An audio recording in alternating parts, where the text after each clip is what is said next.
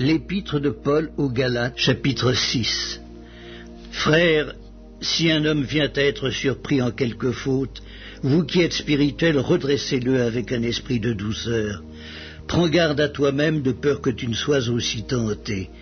Portez les fardeaux les uns des autres et vous accomplirez ainsi la loi de Christ. Si quelqu'un pense être quelque chose, quoiqu'il ne soit rien, il s'abuse lui-même.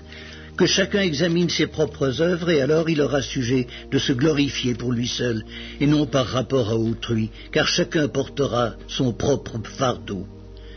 Que celui à qui l'on enseigne la parole fasse part de tous ses biens à celui qui l'enseigne. Ne vous y trompez pas, on ne se moque pas de Dieu. Ce qu'un homme aura semé, il le moissonnera aussi. Celui qui sème pour sa chair moissonnera de la chair la corruption, mais celui qui sème pour l'esprit moissonnera de l'esprit la vie éternelle.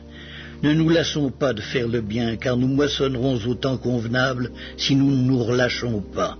Ainsi donc, pendant que nous en avons l'occasion, pratiquons le bien envers tous, et surtout envers les frères en la foi.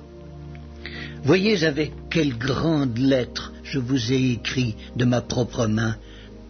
Tous ceux qui veulent se rendre agréables selon la chair vous contraignent à vous faire circoncire uniquement afin de n'être pas persécutés pour la croix de Christ. Car les circoncis eux-mêmes n'observent point la loi, mais ils veulent que vous soyez circoncis pour se glorifier dans votre chair.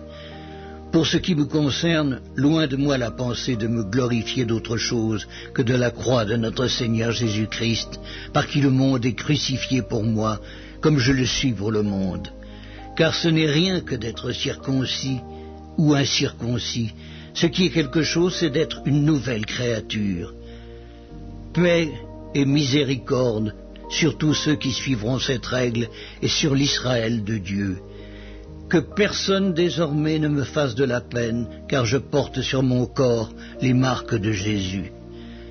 Frères, que la grâce de notre Seigneur Jésus-Christ soit avec votre esprit. Amen.